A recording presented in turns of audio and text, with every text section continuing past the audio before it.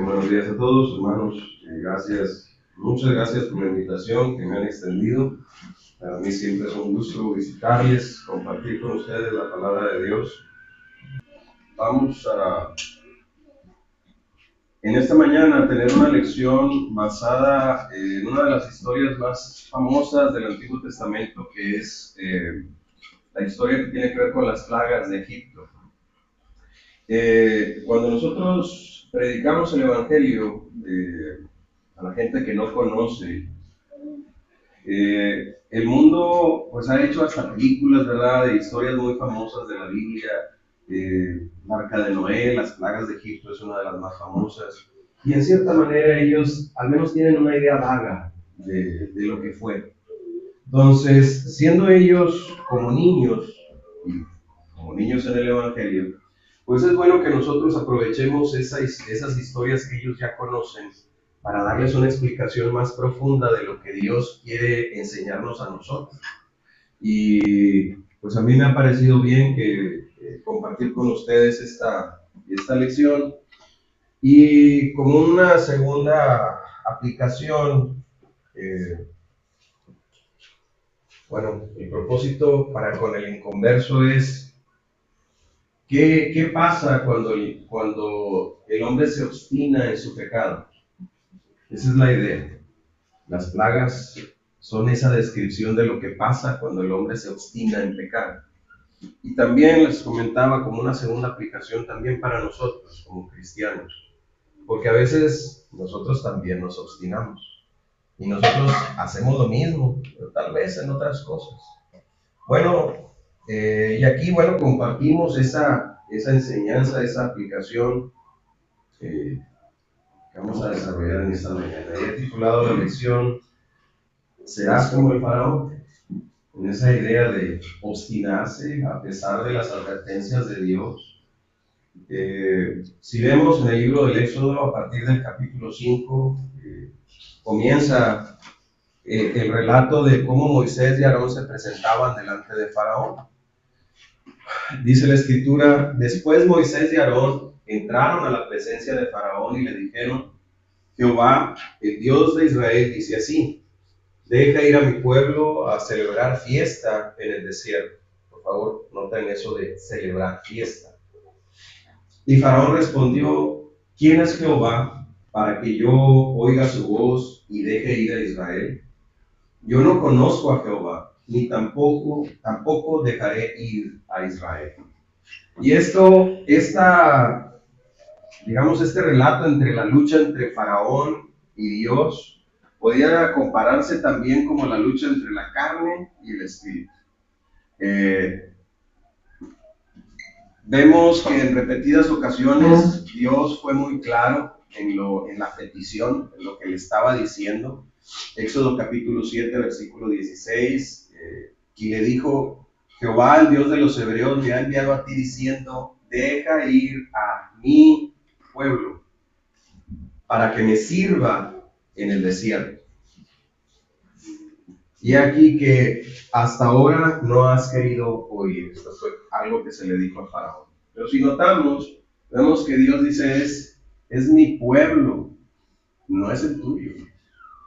Y Faraón pues representa a nosotros, por hacer una aplicación, como hombres que decimos: es que esta es mi vida, es la mía, la que yo gobierno. Y Dios nos dice: no es tu vida, es la vida que yo te di, que yo te presté. Y entonces a nuestros amigos oyentes, así como a Faraón, en pocas palabras, Dios le estaba diciendo: entrégame el pueblo que tienes bajo tu autoridad. Bueno, a nosotros hoy el Evangelio llama a todo hombre y diciendo: entrégame la vida que tienes bajo tu autoridad. Porque al final nosotros gobernamos sobre nuestra propia vida. Y el llamado del Evangelio es: entrégala a Dios. ¿Para qué? Para que le sirva a Dios. Y el servicio a Dios, si recuerdan ahí en el capítulo 5, decía: para que celebren. Porque el servicio a Dios es una celebración. Es algo que se debe de hacer con gozo, con alegría, como celebrar una fiesta. Bueno, eso es lo que Dios quiere de nosotros. Y eso es lo que podemos compartir con nuestros amigos oyentes. Esa vida que tú tienes no es realmente tuya, es de Dios. Y Dios está llamando. Y si tú no quieres hacer caso, pues va a pasar lo que pasó con Faraón. Vemos la respuesta de Faraón, leíamos en el capítulo 5, versículo 2. ¿Quién es Jehová para que yo le haga caso? ¿Quién es Jehová para que yo oiga su voz y deje ir a Israel? Yo no conozco a Jehová. Es lo que hacen las personas. ¿Sí? Ellos se desentienden de la autoridad del Creador. ¿Quién es Dios para que yo haga lo que dice ahí la Biblia? No lo expresan así, pero en la forma de vivir, pues es lo que están diciendo. Bueno, este es el error de pensar es mi vida, cuando no es así. Un ejemplo, cuando vamos a algún funeral, no es raro entre los comentarios, entre las personas que digan, no, pues es que la vida la tenemos prestada. La misma gente del mundo lo reconoce, solo que a veces lo hace demasiado tarde. Dios expuso su voluntad y advirtió a Faraón sobre las consecuencias de la desobediencia. Y ahora quiero que presten atención en la palabra advirtió. Dios le advertía antes de cada plaga, antes de cada castigo. Dios le decía, haz esto, deja ir a mi pueblo, si no te va a pasar esto, antes de que llegara cada azote. Pero Faraón no quiso. En ninguna de las ocasiones, bueno, hasta la 10ª plaga, Faraón fue cuando concedió. Y dice en el capítulo 9, versículo 14, le dijo Dios a Faraón, porque yo enviaré esta vez todas mis plagas a tu corazón, sobre tus siervos y sobre tu pueblo, para que entiendas que no hay otro como yo en toda la tierra. En cierta forma, ahora Dios ha hecho lo mismo por medio del Evangelio. Dios ya ha advertido. Marcos 16, 15 y 16, ¿cuál es la advertencia que tenemos? El que creyere y fuere bautizado será salvo, mas el que no creyere será condenado. Eso ya lo dice el Evangelio desde hace 2000 años y se nos ha estado advirtiendo. El punto es que atendamos a la advertencia. También en la carta a los Hebreos, capítulo 9, verso 27, dice: de la manera que está establecido para los hombres que mueran una sola vez, y después de esto, el juicio. Prácticamente en México, al menos, todos saben que Dios va a juzgar. Algunos lo creen, otros no lo creen, pero eso es bien sabido por todos nosotros, más por los cristianos. Ahora, fueron 10 plagas, y ahí, por ejemplo, las enumeramos. La primera de ellas fue el agua convertida en sangre. Después vino la plaga de ranas, luego la de piojos, luego la de moscas, luego la peste sobre el ganado, o muerte del ganado. La plaga de úlceras sobre el ganado y sobre los hombres. La plaga del granizo mezclado con fuego. Luego vino la plaga de langostas, la plaga de tinieblas y por último, la plaga de la muerte de los primogénitos. Así se encuentran en el relato. Y alguna persona podría preguntarse, ¿por qué 10 plagas? ¿Acaso no son demasiadas? ¿Será que Dios se agrada de hacer sufrir a los hombres? Hay preguntas que hacen, oye, si Dios existiera, ¿por qué permite tantas atrocidades, tanta maldad y responsabilizan a Dios de lo malo cuando Dios no es el responsable? Somos responsables nosotros de la maldad, de la manera en la que vivimos.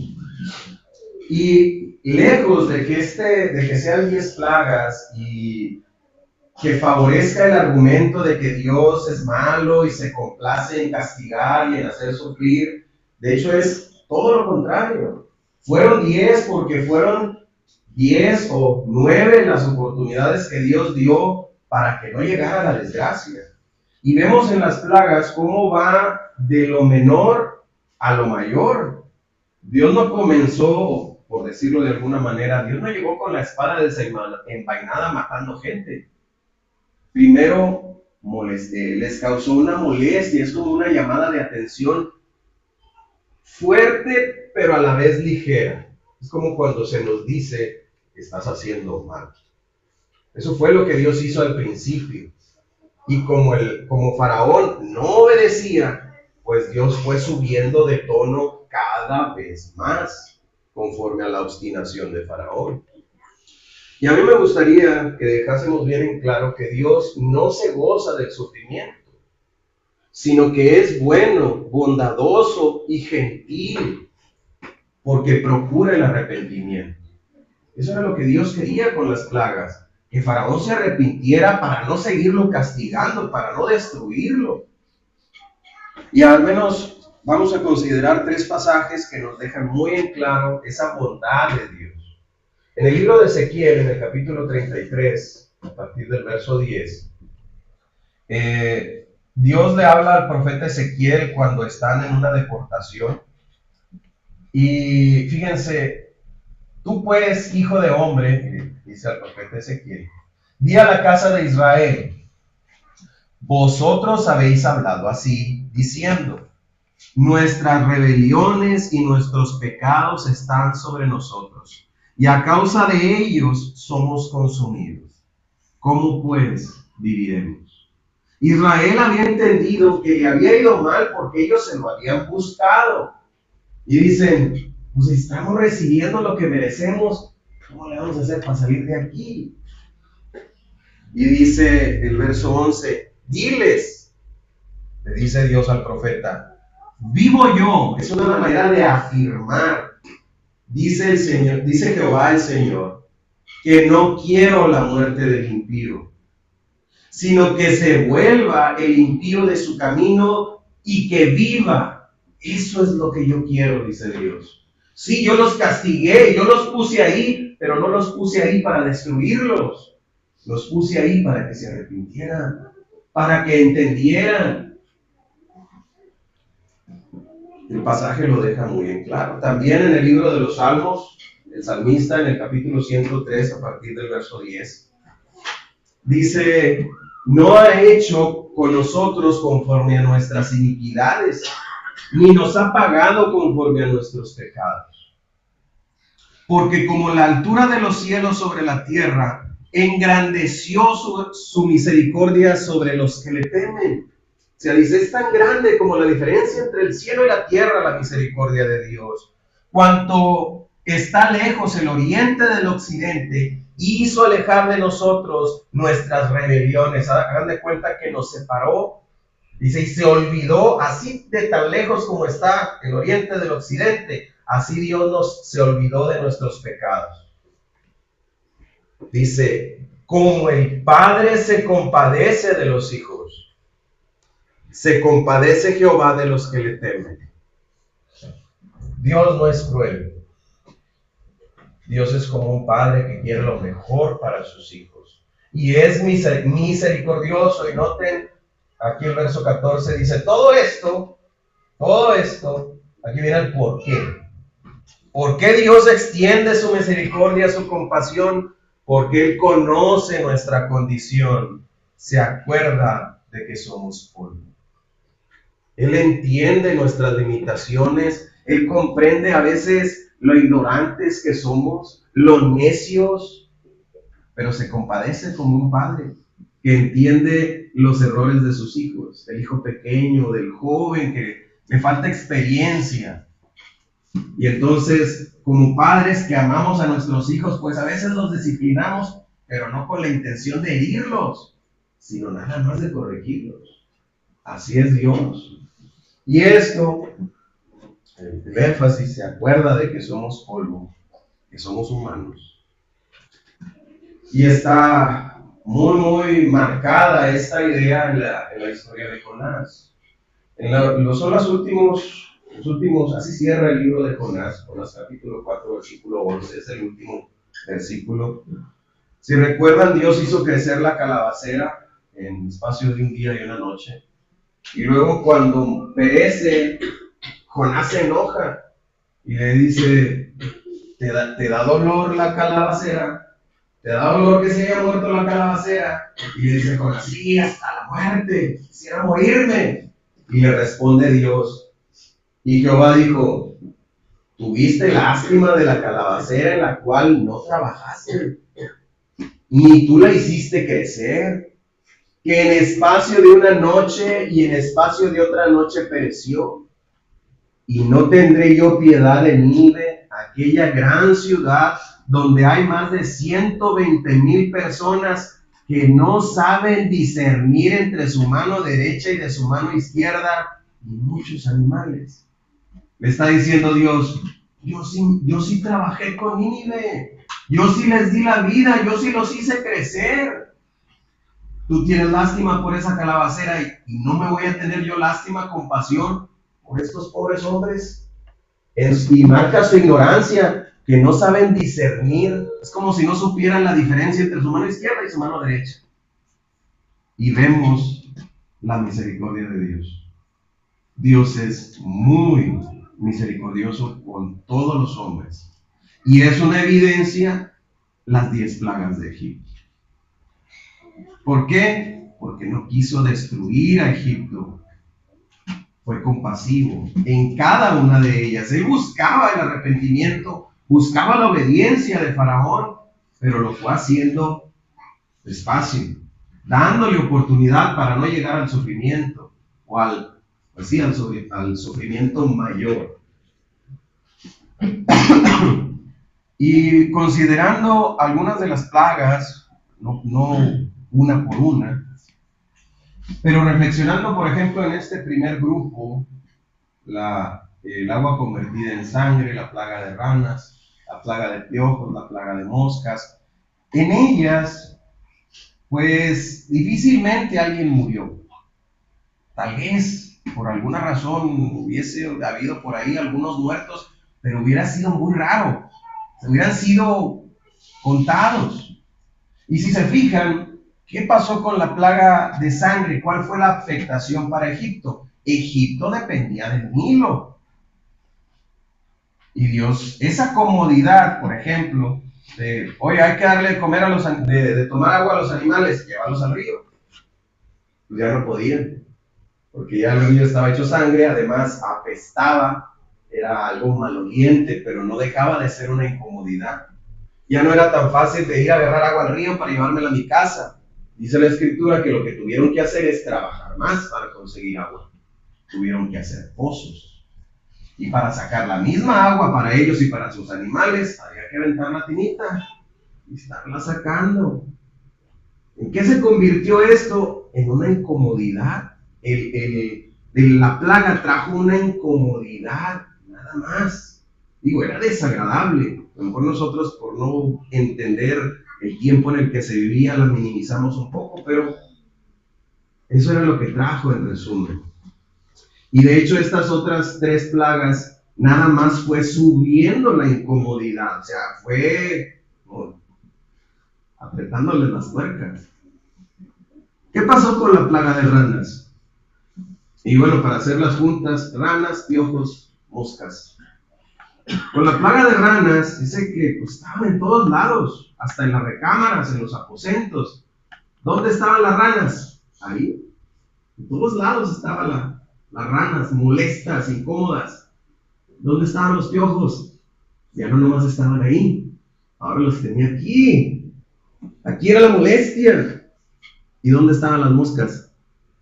En todos lados. La molestia fue subiendo. Pero Faraón se resistió. Las siguientes 2 trajeron dolor físico y emocional. Fíjense, en ambas ya hay muerte. Pero Dios comenzó dando muerte a los animales, no a las personas. Y los animales, las vacas, ovejas, lo que tuvieran, ese era su dinero. Esas cosas valen, y valen hasta ahorita. No sé si saben cuánto vale una vaca, con más de 10, 12, 15 mil pesos. Una cabra, 3, 2, 3, 4 mil pesos. ¿Y qué pasó? Se murieron. Y les dijo Dios, no quisiste oír, ahora te las voy a mandar al corazón. A donde te duele te las voy a mandar. Y la mandó a lo económico. La plaga sobre el ganado, pues fue muerte del ganado. La plaga de úlceras fue tanto el ganado, pero ahora también comenzó a enfermar las personas. Eran llagas. Y ahí el relato nos dice que cuando los magos que estaban con Faraón, no podían estar delante de Moisés. Y la idea es que estaban enfermos. O sea, no es nada más que tenían heridas y andaban como si nada. Estaban enfermos. Se sentían mal, estaban débiles. Y por eso no podían mantenerse en pie delante de Moisés. Y además las llagas pues provocaban úlceras. Las llagas eran úlceras. Eso pues podría traer infección y de la infección llegar a la muerte. Aquí sí ya hubo muertes. Pero todavía así Faraón se obstinó. Luego Dios sube y vienen otras 3 plagas que traen angustia. O sea, todavía más dolor, más angustiados, más preocupados. Se acentúa el sufrimiento. ¿Por qué? ¿Por qué la plaga del granizo? Porque ahora era no solo si alguna persona tenía por ahí animales, 200 animales, pues se le murieron 50 y luego se le murieron otros 30 y luego ya de los que le quedaban, ya con el granizo, dice la escritura que el granizo golpeó los árboles y los desgajó, no iba a haber frutos ese año. Y lo que estaba sembrado, lo quebró, lo deshizo, no iba a haber fruto de la tierra, o al menos de esas semillas, de las primeras. Entonces ya no era la preocupación de mis animales, sino, ¿ahora qué les voy a dar de comer a los animales? Ya se me murieron y los que tengo, ¿con qué los voy a sostener? Si no hay de dónde. Eso fue lo que hizo el granizo. Como no entendieron, luego vino la plaga de langostas. Aquellos cultivos que todavía estaban en semilla y produjeron, pues llegó la langosta y lo que había dejado el granizo, la langosta se lo acabó. Más preocupación porque ahora no es nada más mis animales, ¿qué le voy a dar de comer a los animales? Es ¿qué le voy a dar de comer a mi familia? ¿Qué voy a comer yo? Y las tinieblas, pues esa oscuridad y la aplicación al menos de esta plaga es como cuando las personas dicen, estoy hasta aquí de problemas y no sé qué hacer. Estoy en tinieblas. Así vivió Egipto por 3 días, totalmente oscuras, sin verse unos a otros. Y después de esto viene la ruina total, la muerte de los primogénitos, tanto en animales como en los hombres. Ruina, desgracia. ¿A qué nosotros lo comparamos? Después de explicarle esto a los amigos que nos escuchan, al incrédulo, bueno, podemos decirle que hoy por hoy Dios no envía plagas, no va a venir la plaga de langostas ni la plaga de piojos. Pero no obstante, permite que el pecador obstinado sufra las consecuencias de su pecado, el cual lo conduce inevitablemente por el mismo camino de perdición. Dios nos dice, arrepiéntete, porque si no te arrepientes de tus pecados, si sigues en mentiras, te va a pasar esto. Si no te arrepientas de tus mentiras, te va a pasar esto. Si sigues en ello, va a pasarte ahora esto. Y Dios nos va advirtiendo, pero el hombre cada vez se obstina más. Un pecado le lleva a otro, y ese otro a otro, y se va creciendo el pecado y va creciendo el sufrimiento del hombre. Por ejemplo, para ilustrar la progresión del pecado, los hombres vemos el pecado como algo incómodo, Las mentiras, decimos, pues es que a nadie nos gusta que nos mientan. Tampoco es un placer. Pero pues al fin y al cabo todo el mundo dice mentiras. O los egipcios tampoco les gustaba sacar agua del pozo, ¿verdad? Era más cómodo en el río. Pero pues al final todos tenían que sacar agua del pozo. Es para todos. Entonces se vive en eso, se vive con esa incomodidad. Ah, es que el niño, no me hace caso. No pasa nada, déjalo así. Sí. No saben que si lo dejan así, si no atendemos a nuestros hijos, pues vamos a sufrir más adelante. Y así es con todo mal. Esos males traen molestias repetidas, problemas, discusiones, tensiones constantes. ¿Recuerdan? Los ranos, los piojos y las moscas. Así se va, problema tras problema. Los problemas no se arreglan solos, hay que arreglarlos uno. Y si no los arreglan, muchas veces van a cundir. Entonces es constante esos problemas a veces en la familia. Esos problemas traen preocupaciones y estrés. El hombre que de todos siempre hemos oído, yo desde mis padres, de que ya no alcanza. Pues mis papás también ya no alcanza, o yo también, yo digo que no alcanza. Seguramente mis hijos tampoco les va a alcanzar. Pero ¿qué hacen muchos hombres que no les alcanza lo económico? Van y malgastan su dinero en vicios, en mujeres. Y luego llegan a casa sin dinero y les dice la mujer, pues lo de la comida, lo de la luz, lo del agua, y se enojan. Vienen problemas, y son problemas constantes porque esos son necesidades.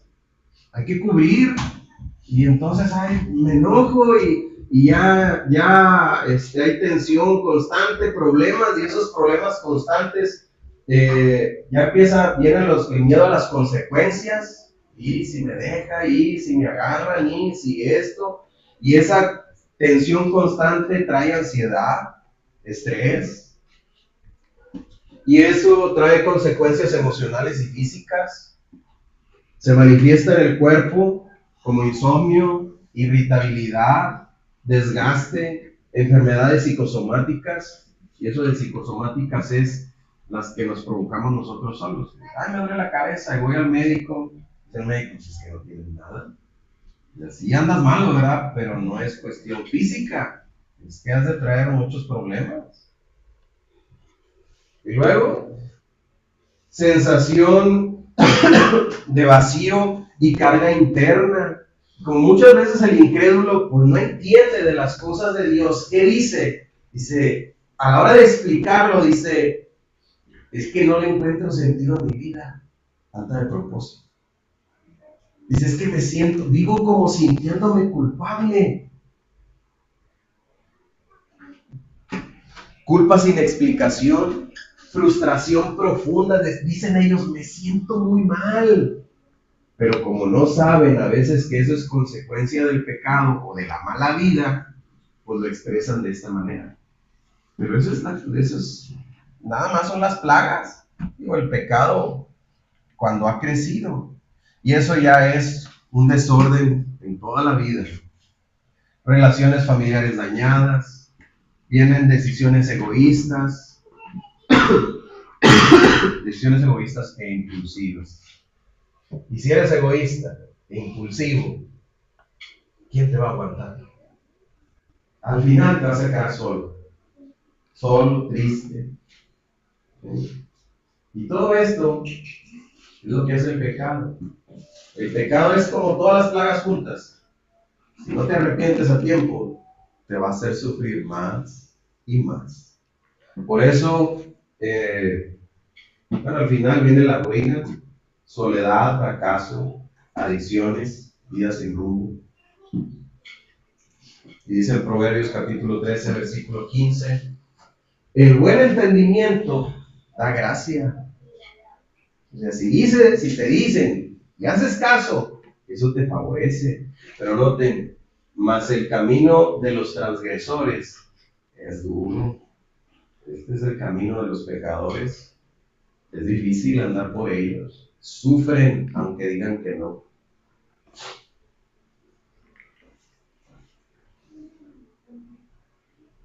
Volviendo a la historia en Éxodo capítulo 9, verso 34, dice la escritura: y viendo Faraón que la lluvia había cesado y que el granizo y los truenos,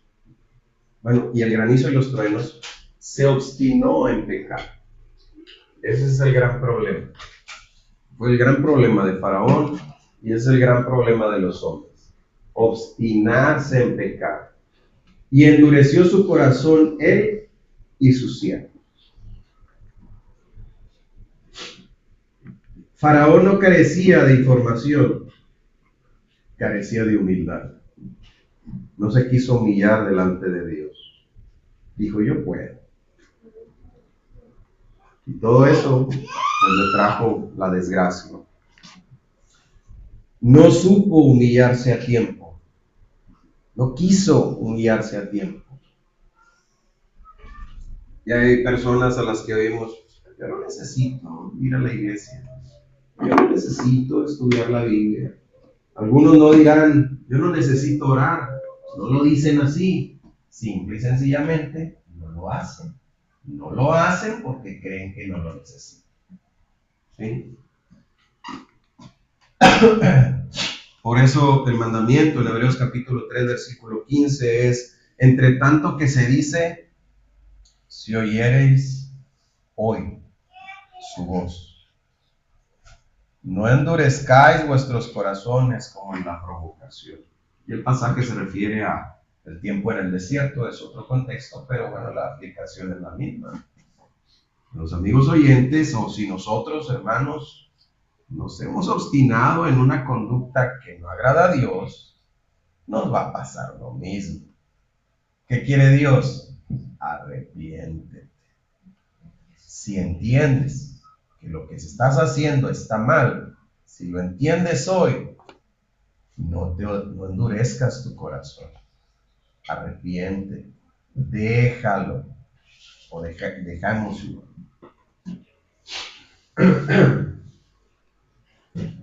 Si el hombre ignora las advertencias, llegará el día en que enfrente consecuencias irreversibles. Eso es lo que va a pasar. Llegó la 10ª plaga a Egipto, dice en Éxodo 12, versículo 30.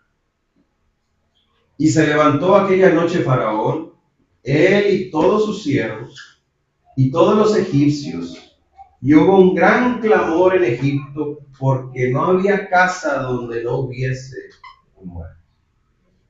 ¿Sí? Ahora, la muerte de los primogénitos representa la muerte de lo más valioso. El primogénito era, por ejemplo, el primogénito de Faraón, era el heredero al trono, el hijo amado, era el futuro de Egipto, era la esperanza. Ese era el papel del primogénito, y se murió.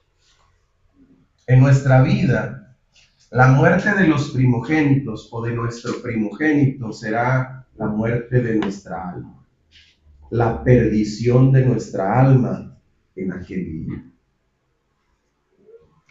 Podemos soportar, o si alguien ha pasado las 9 plagas, todavía está a punto de arrepentirse para que no pierda su alma en el día del juicio final.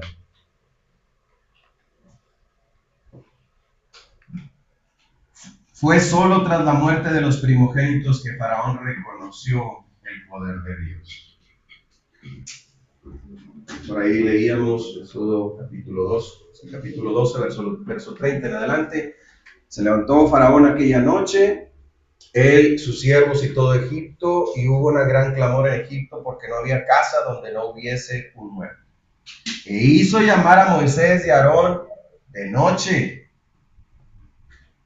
y les dijo: salid de en medio de mi pueblo vosotros y los hijos de Israel, e id, servid a Jehová como habéis dicho. Tomad también vuestras ovejas y vuestras vacas como habéis dicho, e idos y bendecidme también. Entonces, en aquella hora de la noche, tanto fue la resistencia antes que ahora en aquella misma hora les dijo, ya váyanse, ya está bien, vayan y adoren. Al final tuvo que hacer lo que Dios le estaba mandando. ¿Sí? Amigo, ¿cuántos males, cuánto dolor, cuánto sufrimiento será necesario pasar para que te humilles y reconozcas el poder de Dios? Porque ¿sabe qué, hermano? Todos lo vamos a hacer. Todos los hombres vamos a reconocer el poder de Dios. Vamos a terminar reconociendo su autoridad, sea en este mundo o sea en la vida venidera. O es aquí o es allá, pero de que lo vamos a reconocer, lo vamos a reconocer. El punto es cuándo. Ha sido establecido y el día llegará. O sea, no es algo que yo me esté inventando, la Escritura lo dice muy claro, de la manera que está establecido. Para los hombres que mueran una sola vez y después de esto, el juicio. Así también Cristo fue ofrecido una sola vez para llevar los pecados de muchos y aparecerá por segunda vez en relación con el pecado para salvar a los que le esperan. Perdón. De hecho, fíjense, hermanos, aquí el pasaje dice, de la manera que está establecido, está comparando esto, la seguridad de esto con la seguridad de esto. En pocas palabras está diciendo, así como es tan seguro que nos vamos a morir y vamos a enfrentar el juicio de Dios, así está asegurada la segunda venida de Cristo para la salvación de los que le obedecen. E implícitamente, ¿qué va a pasar con los que no le obedecieron? Va a salvar a los que le obedecen, pero también va a condenar a los rebeldes.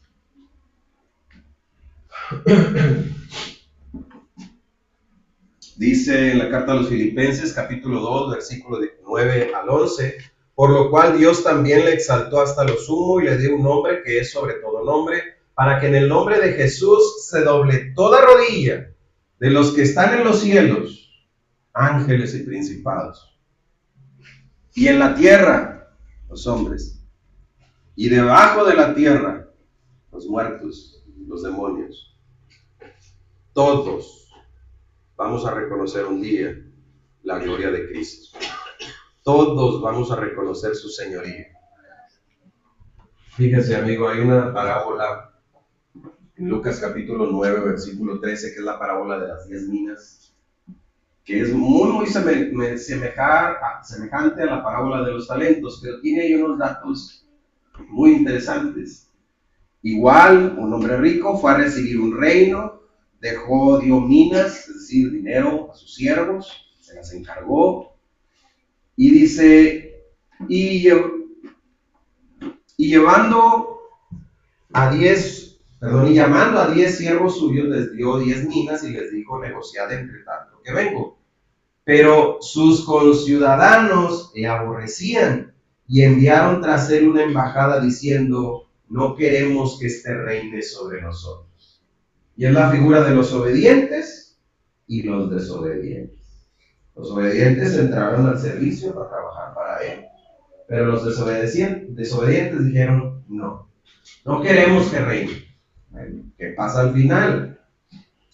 Ellos le dijeron, cuando le quita la mina al que no la trabajó y se la da al que tiene 10, ellos le dijeron, Señor, tiene 10 minas. Pues yo os digo que todo aquel que tiene se le dará más, más al que no tiene, aún lo que tiene se le quitará.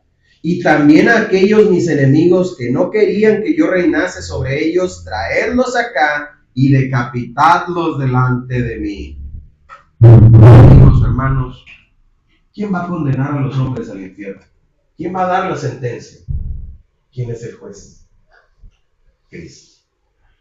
Cristo es el que juzga. Él va a decir, tú a la vida eterna y tú a la muerte eterna. Porque ese es el infierno, la separación definitiva de Dios. Tú vives, tú mueres.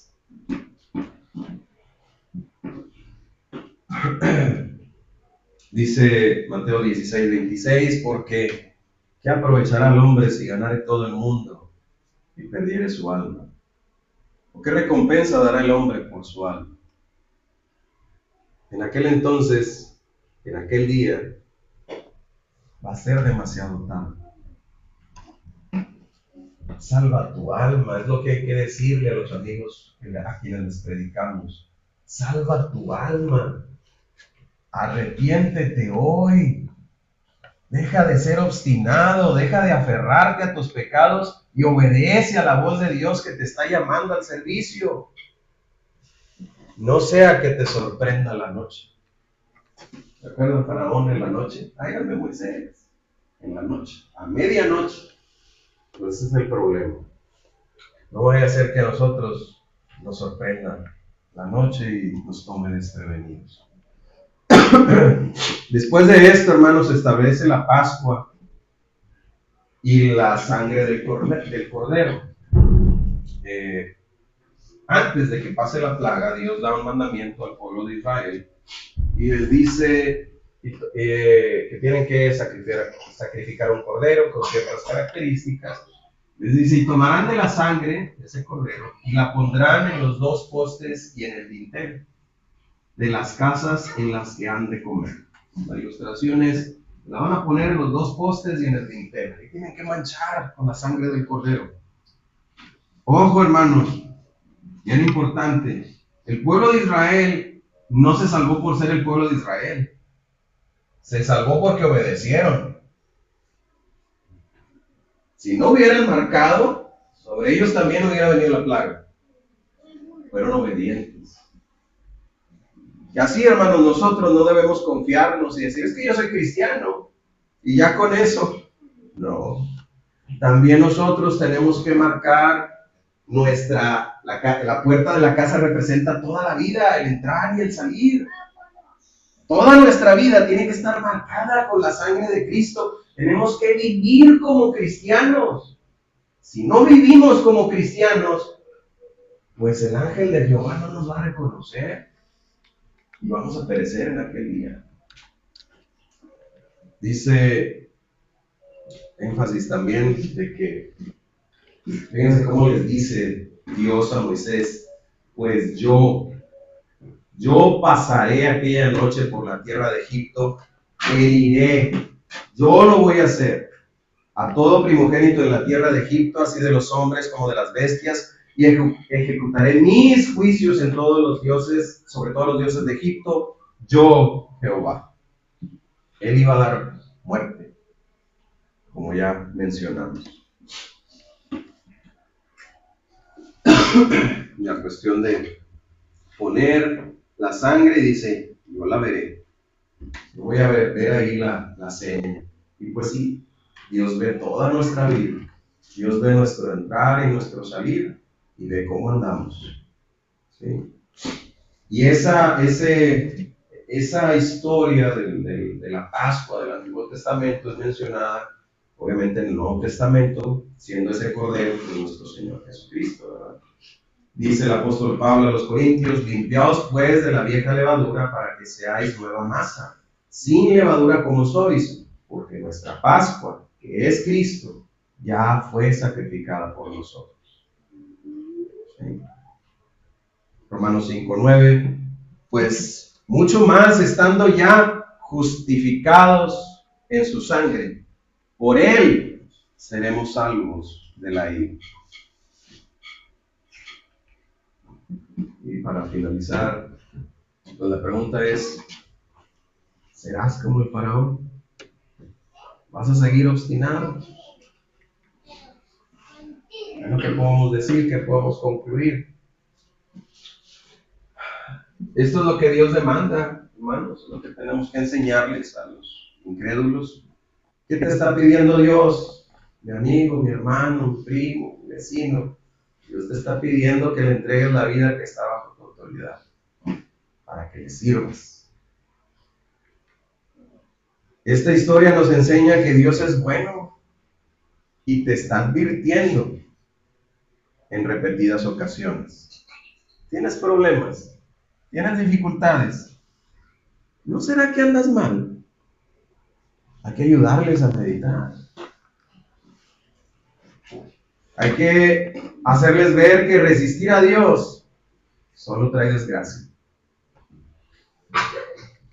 La pregunta no es si llegará la medianoche, sino ¿está la puerta de tu corazón y tu vida marcada con la sangre de Cristo? Esa es la pregunta. Ya recibimos al Señor, ya vivimos como cristianos, ya hemos obedecido al mandamiento del bautismo y vivimos en obediencia. Todavía no. Dice en Juan capítulo 5, verso 22, porque el Padre a nadie juzga, sino que todo el juicio dio al Hijo. ¿Sí? Esta es la lección de esta mañana, hermanos. Espero que haya sido de edificación para ustedes, que pues, de alguna manera también nos ayude a predicar el Evangelio para que más personas tengan esta bendición que Dios nos ha ofrecido a nosotros y que es para todos los hombres. Muchas gracias por su atención. Vamos a continuar con los siguientes actos. Gracias.